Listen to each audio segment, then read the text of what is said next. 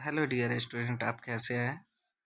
मैं आपके लिए क्लास 10th के लिए बहुत ही इम्पोर्टेंट फिज़िक्स का क्वेश्चंस कुछ लेकर आया हूं, जो अक्सर क्वेश्चंस में पूछा जाता है। और मैं बता दूं कि 2025 में ये आपके लिए बहुत ही इम्पोर्टेंट क्वेश्चन हो सकता है। तो हर हाल में इस क्वेश्चंस को देख लें, याद कर लें।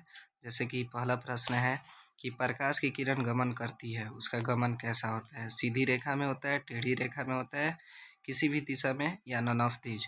इसका सही जो आंसर होगा वो सीधी रेखा में होगा।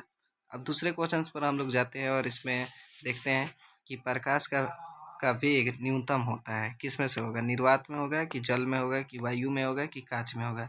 सही आंसर क्या होने वाला है, क्या आप बता सकते हैं। अगर से आपको मालूम है तो कमेंट जरूर करें कि हाँ ये होगा ऑप्शन।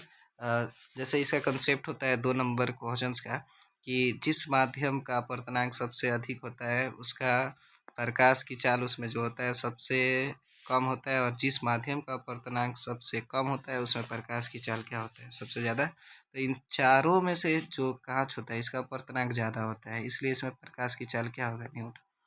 तो सबसे इसका आंसर जो सही होगा वो कांच होगा। हम लोग तीसरे प्रश्न में जाते हैं। यहाँ पे कह रहे हैं मोटर गाड़ी के चालक के सामने लगा रहता है, यानी कौन सा दर्पण लगा रहता है। आप बता सकते हैं, अगर से आपको पता है तो ज़रूर बताएं। मोटर गाड़ी की जगह पर वाहन के साइड मिरर में भी ये प्रश्न को उठा सकता है। तो इसका जो सही आंसर होगा वो होगा आपका डी, यानी उत्तल दर्पण।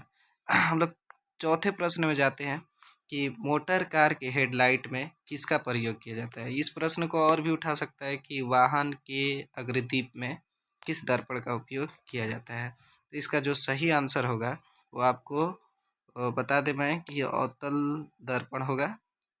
ठीक है, पांचवें प्रश्न में जाते हैं। और पांचवें प्रश्न कुछ इस प्रकार है कि समतल दर्पण द्वारा बना प्रतिबिंब कैसा होता है। वास्तविक प्रतिबिंब होता है, काल्पनिक प्रतिबिंब होता है, दोनों होता है, कि नन ऑफ दीज होता है। तो आपको पता है कि दर्पण जो होता है, प्रतिबिंब जो होता है 2 प्रकार के होता है, वास्तविक प्रतिबिंब और काल्पनिक प्रतिबिंब। वास्तविक प्रतिबिंब जो होता है हमेशा उल्टा बनता है, और आभासी प्रतिबिंब जो होता है या काल्पनिक प्रतिबिंब जो होता है हमेशा सीधा बनता है। तो समतल दर्पण में जो प्रतिबिंब बनता है वो हमेशा सीधा बनता है, यानी जो आपका आंसर सही होगा वो होगा काल्पनिक प्रतिबिंब या आभासी प्रतिबिंब। हम लोग और अंतिम प्रश्न में जाते हैं जो बहुत ही इम्पोर्टेंट है क्वेश्चंस, आप इसे याद कर लें। कह रहे लेंस की क्षमता का मात्रक होता है, ऐसे ही मात्रक पूछा हुआ है। तो लेंस की क्षमता का जो मात्रक होता है वो आपका क्या होता है, डायऑप्टर होता है, कि एंगस्ट्राम होता है, कि जूल होता है, कि मीटर होता है। ठीक है, तो लेंस की क्षमता जो होता है किसी भी लेंस की जो फोकस दूरी का व्युत्क्रम होता है, इस प्रकार लेंस की क्षमता को परिभाषित किया जाता है। तो इसका जो सही आंसर होगा वो डायऑप्टर होगा।